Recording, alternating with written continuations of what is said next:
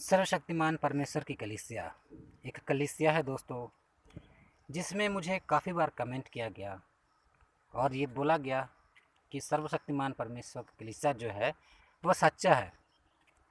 लेकिन मैंने इस बात पर उन लोगों को जवाब दिया। फिर भी मैं आपसे कुछ बातें करना चाहता हूँ दोस्तों। कुछ वचन ऐसे हैं जिनको हर कोई नहीं समझ सकता है, और सर्वशक्तिमान परमेश्वर के कलीसिया के सदस्य बोलते हैं कि पादरी और एल्डर पर विश्वास नहीं करना चाहिए। मैं उनसे पूछना चाहता हूँ क्यों नहीं विश्वास करना चाहिए। 2000 साल पहले की बात है, जब लोगों के पास बाइबल नहीं होती थी। 2000 साल पहले जब लोगों के पास बाइबल नहीं होती थी, तो वो लोगों को याजक लोग जो है सिखाते थे, और वो जैसा सिखाते थे वैसे वो सीखते थे। पर आज वो दिन नहीं रहा। आज वो दिन नहीं रहा। आज है हर एक विश्वासी के पास बाइबल है। हर विश्वासी बाइबल पढ़ सकता है और समझ भी सकता है। पर कुछ लोगों को बाइबल समझ नहीं आती है, और जिनको नहीं समझ में आती है उनको जैसा सिखा दो वैसा सीखते हैं वो। उसके बाद जो बाइबल जानते हैं उनसे वो प्रश्न करते हैं, उन्हीं को सिखाने के लिए चल देते हैं। लेकिन मेरा कहना ये है, आप किसी को सिखा रहे हो ठीक है, लेकिन उससे पहले आप उस वचन का मतलब को जान लो कि जिस वचन के विषय में आप बात कर रहे हो वो वचन किस विषय पर है। हालांकि वचन को लोग अलग अलग दृष्टि से देखते हैं, जिनको जैसा समझ में आता है वैसा वो देखते हैं। वचन को जिस समय में लिखा गया था वो समय कैसा था, किस सिचुएशन में लिखा गया था बाइबल को, समझना यहाँ पर यह भी है। यीशु मसीह ने एक वचन कहा है कि जो मुझसे हे प्रभु कहते हैं, उनमें से हर एक स्वर्ग के राज्य में प्रवेश नहीं करेंगे। बहुत सारे लोगों को यह लगता है कि ये ईसाई यानी क्रिश्चियनिटी हम मसीही लोगों के विषय में लिखा है कि हर एक लोग जो इस मसीह पर विश्वास करते हैं वो स्वर्ग में नहीं प्रवेश कर पाएंगे। लेकिन परमेश्वर का जो ये वाणी है, यीशु मसीह का जो ये वचन है, यीशु मसीह ने क्या समझ के किस विषय पर कहा, हमें उस विषय को समझना आवश्यक है। आज हर एक लोग कहते हैं कि वो यीशु मसीह पर विश्वास करते हैं, लेकिन कभी आपने सोचा है कि क्या हर एक लोग जो यीशु मसीह पर विश्वास करने का दावा करने वाले लोग, क्या यीशु मसीह का सच में वो आज्ञा मानते हैं और उसका अनुसरण करते हैं? जो यीशु मसीह ने हमें वाणी दिया है, परमेश्वर की वचन दिया है पढ़ने के लिए, समझने के लिए, क्या हर लोग उसी प्रकार से पढ़ते हैं जैसा कि वचन लिखा है? लोगों का अलग अलग पढ़ने का नज़रिया है। अब यीशु मसीह ने कहा है कि जो मुझसे हे प्रभु कहते हैं, उनमें से हर एक स्वर्ग के राज्य में नहीं प्रवेश करेंगे। वही प्रवेश करेंगे जो परमेश्वर की इच्छा अनुसार चलते हैं। क्या हम सही में परमेश्वर की इच्छा अनुसार चलते हैं? क्या हम सही में परमेश्वर की इच्छा का पालन करते हैं?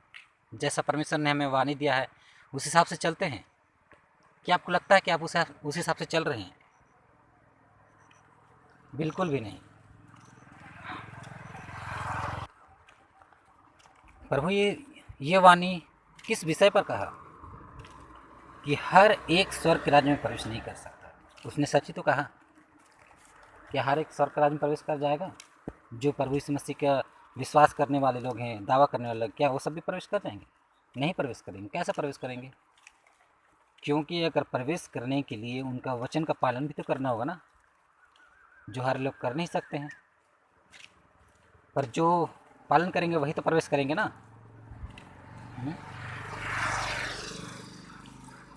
दोस्तों, मेरा उद्देश्य किसी भी कलीसिया को नीचा दिखाने का नहीं है, लेकिन जो सच है वही बतलाने का प्रयास कर रहा हूँ। देखो दूल्हा आ रहा है, वो बादलों के साथ। क्या ये पुनर्जन्म की कथा लगती है, कहानी लगती है? क्या ये धरती पर जन्म लेने का विषय लगता है आपको? आपके पास ज्ञान है, आप समझ सकते हैं कि देखो दूल्हा आ रहा है। दूल्हा दूल्हा कौन है? दूल्हा यीशु मसीह है। यीशु मसीह ही दूल्हा है। यीशु मसीह ने कहा था कि जब तक दूल्हा उनके साथ है वो उपवास नहीं करेंगे। जब दूल्हा उनसे अलग किया जाएगा तब वो उपवास करेंगे, जो उनके चेले हैं। यीशु मसीह ने दूल्हा के रूप में खुद को प्रदर्शित किया था, ना कि उन्होंने कहा था कि दूल्हा आएगा, मतलब मेरे अलावा कोई और आएगा। यीशु मसीह ने मत्ती 24 का में स्पष्ट रूप से कहा है, आप पढ़ सकते हैं उसका पूरा पाठ को। मत्ती 24 में स्पष्ट रूप से कहा है कि कोई भी अंत के समय में कोई भी दूसरा मसीह नहीं आएगा। अगर आना होता तो यीशु मसीह वहाँ पर स्पष्ट बोल देते कि अंतिम समय में कि दूसरा मसीह आएगा। अब कुछ कलीसिया, वो कलीसिया है जो सर्वशक्तिमान परमेश्वर की कलीसिया के नाम से जो चल रही है, वो मानती है कि देख मैं द्वार पर खड़ा होकर खटखटाता हूँ, जो मेरा शब्द सुनकर द्वार खोलेगा, मैं भीतर आकर भोजन करूँगा उसके साथ, वो मेरे साथ भोजन करेगा। ये जो वचन है प्रकाशित वाक्य 3:20 में लिखा है, ये दूसरा पुनर्जन्म के विषय में लिखा है, जो यीशु मसीह दूसरा पुनर्जन्म लेके आएंगे और हमारा द्वार खटखटाएंगे। ऐसे उनकी सोच मानसिकता है। लेकिन यहाँ पर हमें समझना ये है, सबसे पहले हमें समझना ये है कि वचन क्या है। वचन आत्मिक भोजन है जिसे हम प्रतिदिन खाते हैं तो जो हमारी आत्मा सोती है वो परमेश्वर में जाग उठती है। शब्द वचन जो यीशु मसीह ने कहा शब्द सुनकर, वही शब्द वचन है, और वचन आत्मिक भोजन है। याद करिए जब यीशु मसीह ने इब्लिस शैतान से जब परीक्षा समय में कहा था कि मनुष्य केवल रोटी से नहीं परंतु परमेश्वर के मुख से निकले हुए हर एक वचन से जीवित रहेगा, तो यहाँ पर स्पष्ट है जो वचन है, शब्द है, वो हमारा आत्मिक भोजन है। वही आत्मिक भोजन हमें प्रभु यीशु मसीह ने दिया है। बाइबल, हमें जो बाइबल दिया है यीशु मसीह ने, वो हमारे आत्मिक भोजन है। जब हम उसे पढ़ते हैं तो परमेश्वर में आगे बढ़ते हैं। हमें उसे प्रतिदिन पढ़ना चाहिए। अगर आपको वचन समझ में नहीं आ रहा तो आप किसी पादरी से मिलिए जो उसको समझते हैं। लेकिन ये कलीसिया तो कहता है कि पादरी लोग झूठ बोलते हैं, मतलब 2 दिन आया हुआ विश्वास में जिसको जैसा सिखा दे वो कलीसिया वैसा वो सीख लेंगे और यकीन कर लेंगे और हमें सिखाएंगे कि ये झूठ है। मैं कोई पादरी नहीं हूँ, मैं कलीसिया का अच्छा एक लीडर हूँ, संत पॉल बिलीवर्स ईस्टर्न चर्च का यूथ लीडर हूँ, और मैं जितना बाइबल सीखा हूँ, जानता हूँ और जितना अध्ययन किया हूँ मैं आपको सिखा रहा हूँ।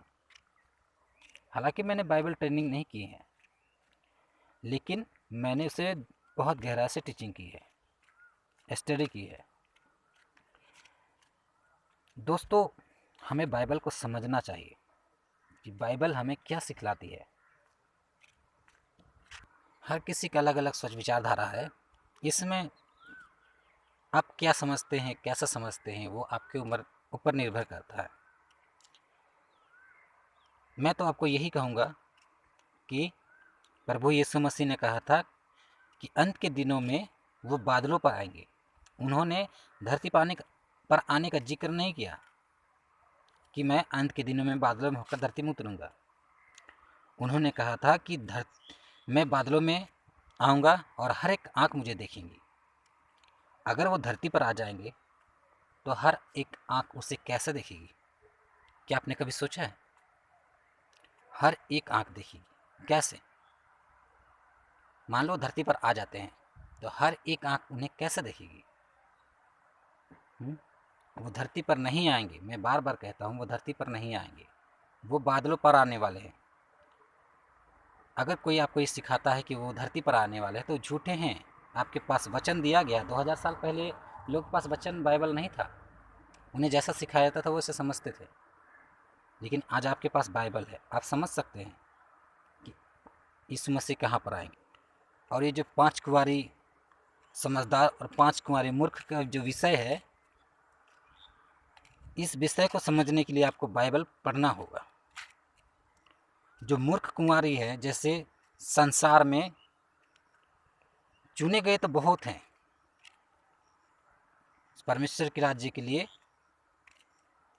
बुलाए गए बहुत हैं, पर चुने गए थोड़े हैं। जो परमेश्वर के राज्य में, परमेश्वर का राज्य का कार्य जो सही रीति से करेंगे, वही तो परमेश्वर के राज्य में प्रवेश करेंगे। बुलाए गए बहुत थे दोस्तों, 10 कुंवारे बुलाए गए हैं, लेकिन उनमें से 5 कुंवारे ही प्रवेश करेंगे, क्योंकि जो सही रीति से चलेंगे वही प्रवेश करेंगे, ना कि सब के सब जो अनरीति चलेंगे। वचन समझने की जरूरत है। बहुत सारे लोग कहते हैं कि पादरियों की बात नहीं सुननी चाहिए, पर क्यों नहीं सुननी चाहिए? मैं इस विषय को तो जानना चाहूँगा ना। परमेश्वर का जो भी कार्य हुआ है, अधिकतर कार्य बाइबल लिखने से लेकर हर कार्य वो याजक के द्वारा ही तो हुआ है ना, परमेश्वर के चुने गए लोगों के द्वारा तो हुआ है। तो आप ये मान रहे हो कि परमेश्वर जो पादरी है परमेश्वर द्वारा चुने गए, उस पर विश्वास नहीं करना चाहिए। तो आप बाइबल को ही मत मानो ना।